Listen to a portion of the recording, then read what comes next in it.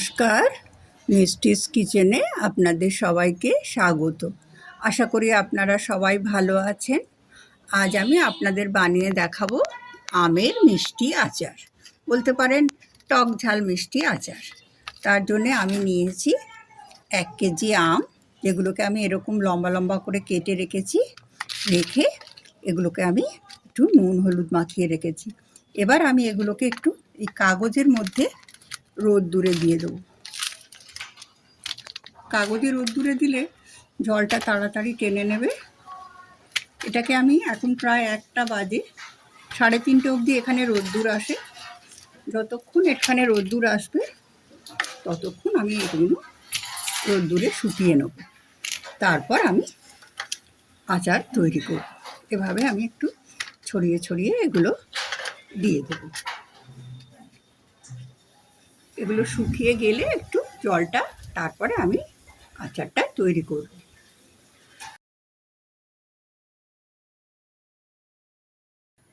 আমার আমগুলোকে আমি প্রায় 3 ঘন্টা রোদ্দুরে দিয়ে রেখেছিলাম। এগুলো একদম শুকিয়ে গেছে। আমি বারান্দায় 2 ঘন্টার বেশি রোদ্দুরে দিয়েছিলাম, তারপর ছাদে নিয়ে গিয়ে রোদ্দুরে দিয়েছিলাম। এবারে আচার তৈরির জন্যে আমি একটা মশলা তৈরি করব। প্রথমে আমি একটা প্যান বসিয়েছি। প্যানে আমি 2 চামচ জিরে দেবো, 2 চামচ ধনে দেবো,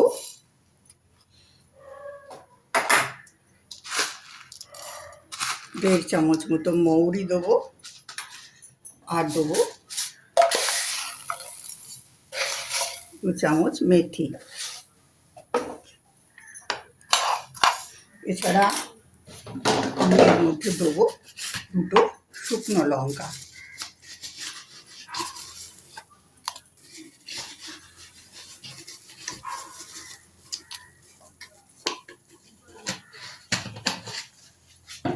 এগুলো আমি একটু ড্রাই রোস্ট করে নেব। এগুলো থেকে যখন একটা বেশ সুন্দর গন্ধ বেরোবে তখন আমি এটাকে নামিয়ে নেব। নামিয়ে নিয়ে ঠান্ডা হলে তারপরে এটাকে আমি গুঁড়ো করে নেব।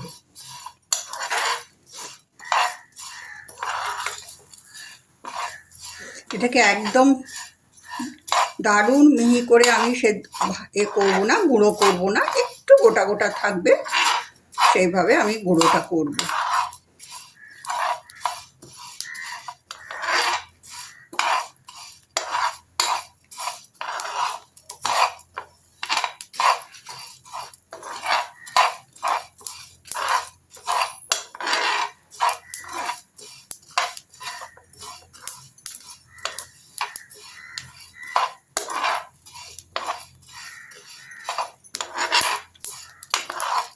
আমি 2টো শুকনো লঙ্কা দিয়েছি।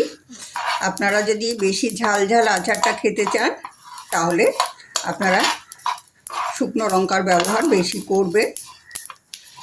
আমার এই মশলাটা ভাজা হয়ে গেছে, এর থেকে বেশ সুন্দর একটা গন্ধ বেরোচ্ছে। এবার আমি এটাকে নামিয়ে নেব। নামিয়ে নিয়ে এখানে আমি কড়া বসাবো। এটাকে আমি এখন ঠান্ডা হতে দেবো। আমি কড়া বসাবো।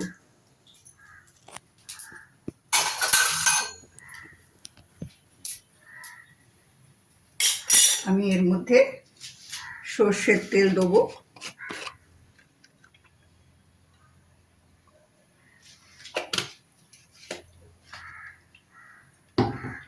সর্ষের তেল দিয়ে এটাকে গরম হতে দেবো।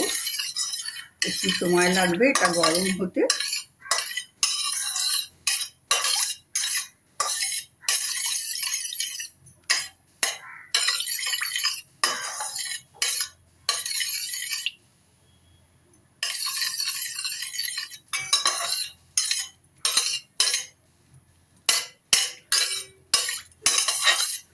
আচার খেতে আমরা সকলেই কম বেশি ভালোবাসি। আমাদের ভাত পাতের শেষে একটু আচার বা চাটনি না হলে আমাদের হয় না। সব রকম আচারই খেতে আমরা ভালোবাসি, বিশেষত এখন আমের সময়। এই আমগুলো আমার গাছের আম। আমার তেলটা গরম হয়ে গেছে, এর মধ্যে আমি এবার 5 ফোড়ন দেবো। 5 ফোড়ন দিয়ে এটাকে আমি মিনিটখানে একটু ভালোভাবে একটু ভেজে নেব।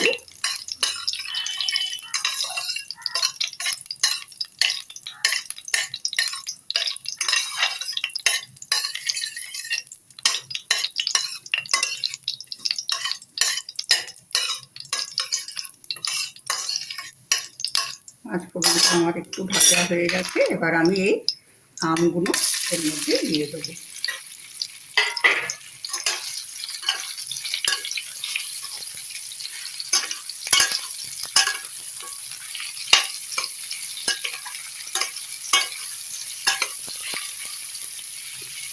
আমি 1 কেজি মতন আম নিয়েছি, সেই জন্য আমি গুড় এবং চিনি এরকম মিশিয়ে আচারটা করবো। আপনারা শুধু গুড় বা শুধু চিনি দিয়েও করতে পারেন। সেই জন্য আমি চিনি এবং গুড় মিশিয়ে 1 কেজি নিয়েছি। প্রথমে আমি এর মধ্যে গুড়টা দিয়ে দেবো, দিয়ে আমি আঁচটা কমিয়ে দেবো। আঁচটা কমিয়ে দিয়ে তাতে আমার গুড়টা আস্তে আস্তে গলে যাবে। এরপর আমি চিনিটাও দিয়ে দেবো, দিয়ে আমি এখন এটাকে আস্তে আস্তে নেড়ে নেড়ে করতে থাকবো। এটাকে এখন কিন্তু সমানে নেড়ে যেতে হবে, নেড়ে নেড়ে আচারটাকে তৈরি করতে হবে।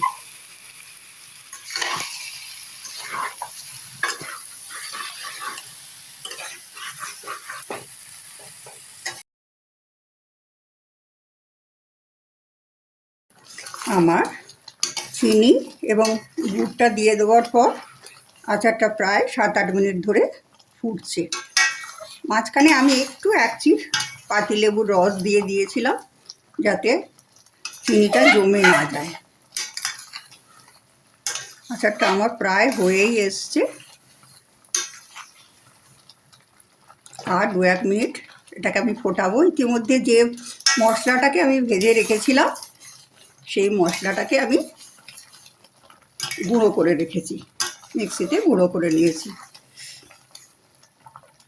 আচারটা আমার হয়ে গেছে, এবারে আমি একটুখানি ভিনিগার দিয়ে দেবো। ভিনিগার দিয়ে দিলে আচারটা অনেক দিন ভালো থাকবে।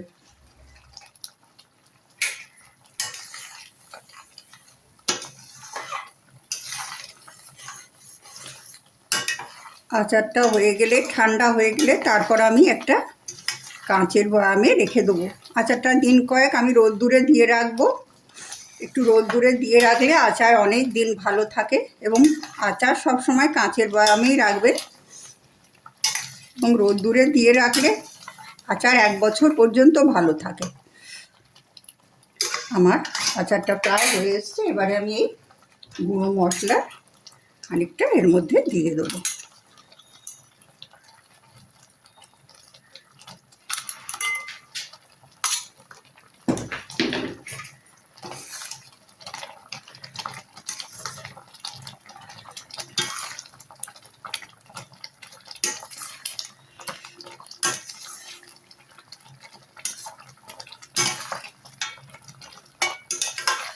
আচারটা আমার তৈরি হয়ে গেছে, এবারে আমি গ্যাস অফ করে দেবো।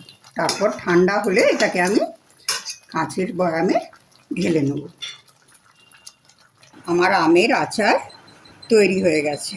আমার এই রেসিপিটা যদি আপনাদের ভালো লাগে তাহলে লাইক করবেন, শেয়ার করবেন, এবং আমার চ্যানেলকে সাবস্ক্রাইব করবেন, এবং একটা লাইক দিতে ভুলবেন না, এবং কমেন্টে জানাবেন আমার রেসিপিগুলো আপনাদের কেমন লাগছে। আপনারা সবাই ভালো থাকুন, সুস্থ থাকুন, সবাইকে ভালো রাখুন। আবার দেখা হবে পরের কোনো ভিডিওতে। নমস্কার।